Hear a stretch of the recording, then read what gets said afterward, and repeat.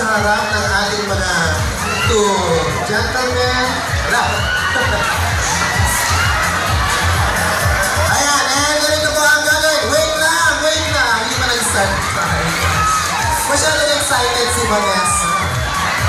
Okay.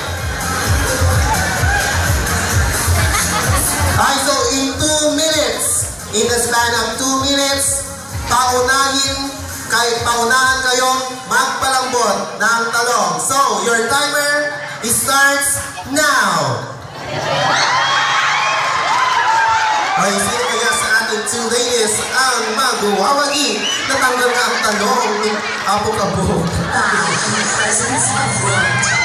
Kaya ang galing ni candidate number 5. I like the strategy ni candidate number 5. Ang galing. Ayan na isitan.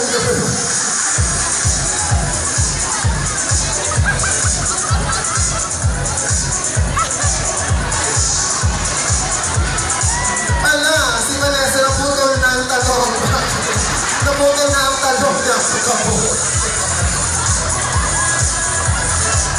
Timer. We have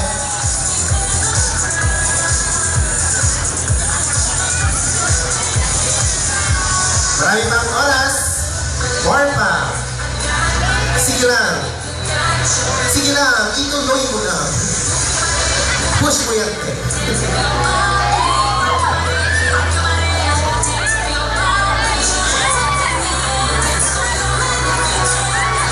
Mas mag-intero tayo tarong ni Apo Rudy.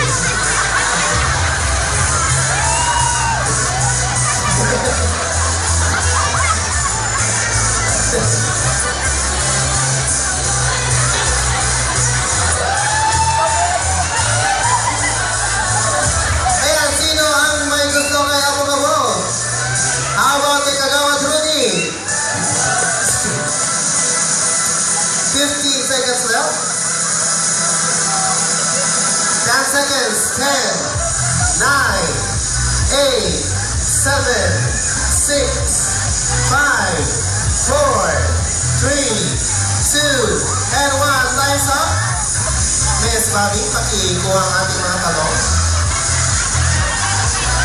Ayan, so we will let our board of judges to decide kung sino ang nagwagi. Okay, I would like to request the board of judges to please make a deliberation kung sino. Kagawad Rudy and Apo, kabagyan muna kayo. Wait lang girls, wait lang, dyan muna kayo. I-declare pa muna natin yung kung sino ang nanalo. Judges, sino? Candidate number 3 or candidate number 5?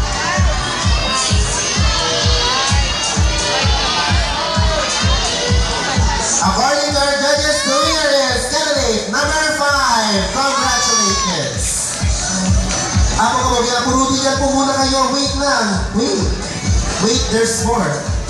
Thank you, candidate number 3, candidate number 5. Please prepare for your evening gown.